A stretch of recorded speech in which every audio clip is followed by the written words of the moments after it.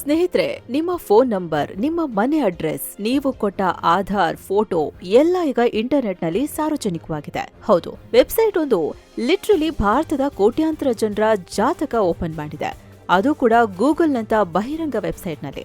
Just ನಿಮ್ಮ phone number enter ಮಾಡಿದ್ರೆ ಸಾಕು, ಇಡೀ ನಿಮ್ಮ ಪರ್ಸನಲ್ ಮಾಹಿತಿ ಓಪನ್ ಆಗಿ ಲಭ್ಯ ಆಗ್ತಿದೆ.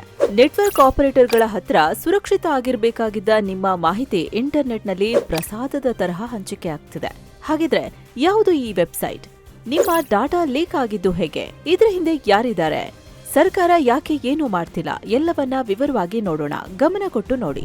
ಹಾಗೆ ನೀವು ಕೂಡ ಮೆಂಬರ್ ಓನ್ಲಿ ವಿಡಿಯೋ ನೋಡೋಕೆ ವಿಡಿಯೋ ಕೆಳಗೆ ಇರೋ ಜಾಯಿನ್ ಆಪ್ಷನ್ ಕ್ಲಿಕ್ ಮಾಡಿ. ಮಸ್ತ್ ಮಗ ಪ್ರೀಮಿಯಂ ಮೆಂಬರ್ಶಿಪ್ ಪಡ್ಕೊಳ್ಳಿ. ಹಾಗೆ 7 ಸ್ಟಾರ್ಸ್ ಟೂರಿಸಂನವರ ಹೊಸ ಟ್ರಿಪ್ ಶಿರಡಿ ಸಾಯಿಬಾಬಾ, ನಾಸಿಕ್, ತ್ರಯಂಬಕೇಶ್ವರ್ ಡೀಟೇಲ್ಸ್ ಇಲ್ಲಿದೆ. ಆಸಕ್ತರು ಸ್ಕ್ರೀನ್ ಶಾಟ್ ತಗೊಳ್ಳಿ, ಕಾಲ್ ಮಾಡಿ. ಬನ್ನಿ ಈಗ ಶುರು ಮಾಡೋಣ. ಸೋರಿಕೆ ಆಯ್ತು ಪರ್ಸನಲ್ ಮಾಹಿತಿ. ಇದೆಲ್ಲ ಶುರುವಾಗಿದ್ದು 1 ವಾರದ ಹಿಂದೆ. ಇಂಟರ್ನೆಟ್ ನಲ್ಲಿ ಸೈಲೆಂಟ್ ಆಗಿ ಪ್ರಾಕ್ಸಿ ಅರ್ತ್ ಅನ್ನೋ ವೆಬ್ಸೈಟ್ ಒಂದು ಲಾಂಚ್ ಆಯ್ತು. ಈ ವೆಬ್ಸೈಟ್ ಅದು ಒಂದೇ ಕೆಲಸ. ಇದರಲ್ಲಿ ನೀವು ಯಾರ ನಂಬರ್ ಹಾಕಿದ್ರು ಆ ವ್ಯಕ್ತಿಯ ಪೂರ್ತಿ ಡೇಟಾ ನಿಮ್ಮ ಮುಂದೆ ಬರ್ತಿತ್ತು. ಡೇಟಾ ಅಂದ್ರೆ ಸಾಮಾನ್ಯ ಡೇಟಾ ಅಲ್ಲ. ಸೆಲ್ ಟವರ್ ಮಾಹಿತಿ ಆಧರಿಸಿ ಕೆಲವರ ಲೈವ್ ಲೊಕೇಶನ್ ಕೂಡ ಇದರಲ್ಲಿ ಗೊತ್ತಾಗಿದೆ. ಯಾವ ಸಿಮ್ ಯೂಸ್ ಮಾಡ್ತಿದ್ದಾರೆ, ಆಧಾರ್ ಕಾರ್ಡ್ ನಂಬರ್ ಏನು, ಆಲ್ಟರ್ನೇಟ್ ನಂಬರ್ ಏನ್ ಕೊಟ್ಟಿದ್ದಾರೆ, ಅವರ ತಂದೆ ಹೆಸರೇನು, ಆಧಾರ್ ಕಾರ್ಡ್ ನಲ್ಲಿರೋ ವಿಳಾಸ ಎಲ್ಲಿದು, ಮನೆ ನಂಬರ್, ಇಮೇಲ್ ಐಡಿ, ಹೀಗೆ ಎಲ್ಲಾ ಸೂಕ್ಷ್ಮ ಮಾಹಿತಿನ, ಒಬ್ಬ ವ್ಯಕ್ತಿಯ ಫುಲ್ ಡಿಜಿಟಲ್ ಐಡೆಂಟಿಟಿನ ಈ ವೆಬ್ಸೈಟ್ ಬಹಿರಂಗಪಡಿಸಿದೆ. ಅಷ್ಟೇ ಅಲ್ಲ, ಇದರಲ್ಲಿ ಅಡ್ರೆಸ್ಗೆ ಗೂಗಲ್ ಮ್ಯಾಪ್ ಲಿಂಕ್ ಕೂಡ ನೀಡಲಾಗಿತ್ತು.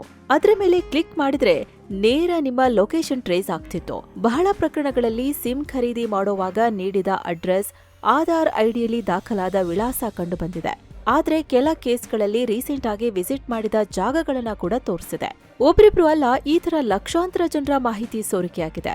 ಅಲ್ಲದೆ ಇದರಲ್ಲಿ ಎಷ್ಟು ಹೆಚ್ಚು ಮಾಹಿತಿ ಇರ್ತಿತ್ತೋ ಅಷ್ಟು ಹೆಚ್ಚು ರೇಟಿಂಗ್ಸ್ ತೋರಿಸ್ತಿತ್ತು. ವೀಕ್ ಡೇಟಾ, ಸ್ಟ್ರಾಂಗ್ ಡೇಟಾ ಅಂತ ಪರ್ಸನಲ್ ಮಾಹಿತಿಗೆ ಸಿಗ್ನಲ್ ನೀಡಲಾಗಿತ್ತು. ಯಾರ್ ಮಾಡಿದ್ದು? ಸ್ನೇಹಿತರೆ, ಇಂಥ ಭಯಾನಕ ಪ್ರಾಕ್ಸಿ ಅರ್ತ್ ವೆಬ್ಸೈಟ್ ಹಲವು ತಿಂಗಳಿಂದ ಚಾಲ್ತಿಯಲ್ಲಿದೆ. ಆದ್ರೆ ಇತ್ತೀಚೆಗೆ ಎಕ್ಸ್ ನಲ್ಲಿ ಮಾಹಿತಿ ಸೋರಿಕೆ ಆಗ್ತಿರೋದ್ರ ಬಗ್ಗೆ ಪೋಸ್ಟ್ ಹಾಕಿದ್ರು. ಆಗ ಜನರ ಗಮನಕ್ಕೆ ಬಂದಿದೆ. ಈ ವೇಳೆ ಇಂಡಿಯಾ ಟುಡೇ ಮಾಧ್ಯಮ ಈ ವೆಬ್ಸೈಟ್ ಇಂದ ಯಾರಿದ್ದಾರೆ ಅಂತ ಟ್ರೇಸ್ ಮಾಡೋ ಪ್ರಯತ್ನ ಮಾಡಿತ್ತು. ಆಗ ಬಿಹಾರದ ರಾಕೇಶ್ ಅನ್ನೋ ವ್ಯಕ್ತಿ ಇಂಥ ಘಾತಕ ಕೆಲಸ ಮಾಡಿದಾನೆ ಅಂತ ಗೊತ್ತಾಗಿದೆ. ಇನ್ಫ್ಯಾಕ್ಟ್ ರಾಕೇಶ್ ಅನ್ನೋದು ಈತನ ಅಸಲಿ ಹೆಸರು ಅನ್ನೋದಕ್ಕೆ ಸ್ಪಷ್ಟತೆ ಇಲ್ಲ.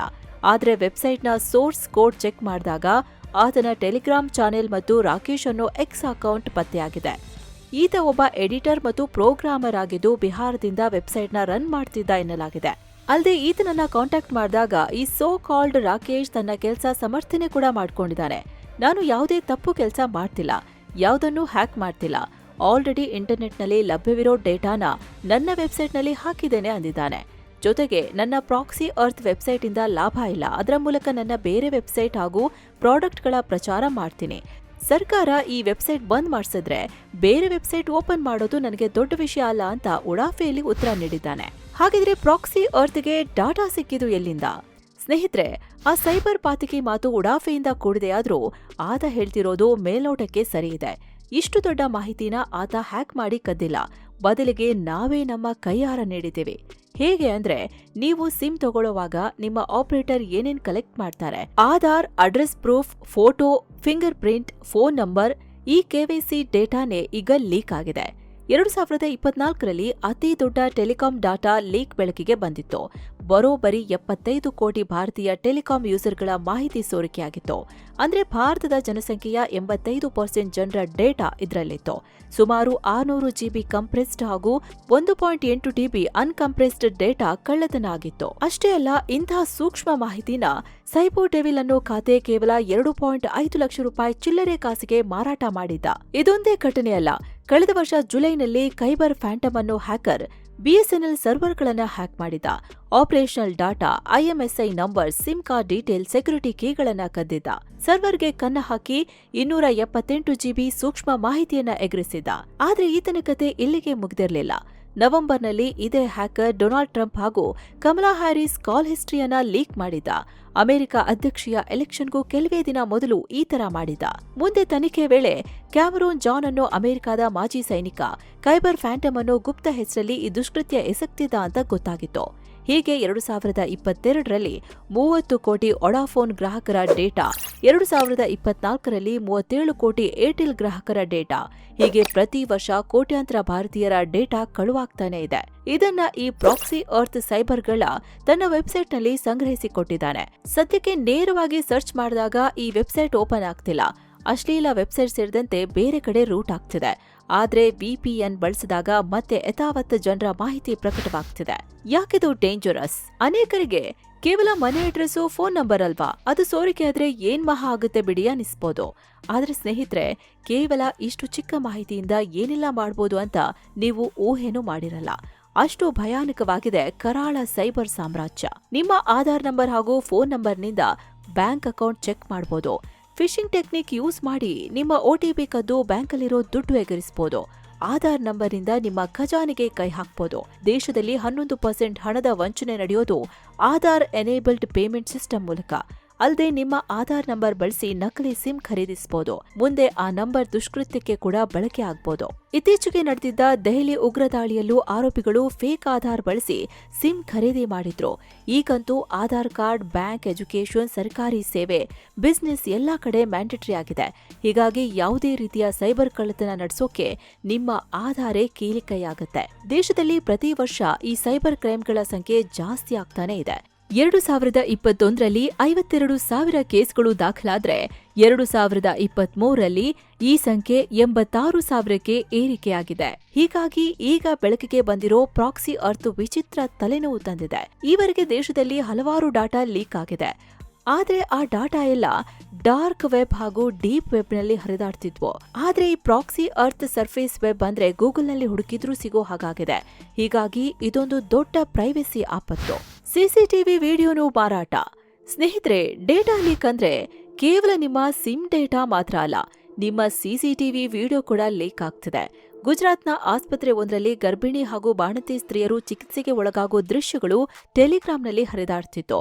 ಗುಜರಾತ್ ಪೊಲೀಸರು ಈ ಟೆಲಿಗ್ರಾಂ ಅಕೌಂಟ್ ಜಾಡು ಹಿಡಿದು ಹೋದಾಗ ಬಯಲಾಗಿದ್ದು ಅಕ್ಷರಶಃ ಬೆಚ್ಚಿ ಬೀಳೋ ಸಂಗತಿ. ಆಸ್ಪತ್ರೆಯಲ್ಲಿ ಹಾಕಿದ್ದ CCTVಯಿಂದ 50,000 ದೃಶ್ಯಗಳನ್ನ ಟೆಲಿಗ್ರಾಂನಲ್ಲಿ ಮಾರಾಟ ಮಾಡಲಾಗಿತ್ತು. ಜನರ ಭದ್ರತೆಗಾಗಿ ಅಳವಡಿಸಿದ್ದ CC ಕ್ಯಾಮೆರಾ ಜನರ ಪ್ರೈವೇಸಿಯನ್ನ ಕಸ್ತಿತ್ತು. ಇದೇ ರೀತಿ ಕೇರಳದ ತಿರುವನಂತಪುರಂನಲ್ಲಿ ಥಿಯೇಟರ್ CCTV ಫುಟೇಜ್ ಲೀಕ್ ಆಗಿತ್ತು. ಪ್ರೇಮಿಗಳು, ಯುವ ದಂಪತಿಗಳ ದೃಶ್ಯಗಳು ಅಶ್ಲೀಲ ವೆಬ್ಸೈಟ್ಗಳಲ್ಲಿ ಪತ್ತೆಯಾಗಿತ್ತು. ಇದು ದೇಶದ ಸಮಸ್ಯೆ ಆದ್ರೆ ಸೌತ್ ಕೊರಿಯಾದಲ್ಲೂ ಇದೇ ತರ ಆಗ್ತಿದೆ. ಕೊರಿಯಾ ಪೊಲೀಸರು 4 ಆರೋಪಿಗಳನ್ನ ಅರೆಸ್ಟ್ ಮಾಡಿದ್ದು, ಈ ಆರೋಪಿಗಳು 1.2 ಲಕ್ಷ CCTVಗಳನ್ನ ಹ್ಯಾಕ್ ಮಾಡಿ ಜನರ ಖಾಸಗಿ ಸಂದರ್ಭಗಳನ್ನ ಯೂಸ್ ಮಾಡಿ ಲೈಂಗಿಕ ಕಿರುಕುಳ ಕೊಡ್ತಿದ್ರು. ಜೊತೆಗೆ ಜನರ ಖಾಸಗಿ ದೃಶ್ಯಗಳನ್ನ ಕಟ್ ಮಾಡಿ ಅದನ್ನ ವಿದೇಶಿ ವೆಬ್ಸೈಟ್ಗಳಲ್ಲಿ ಮಾರ್ತಿದ್ರು.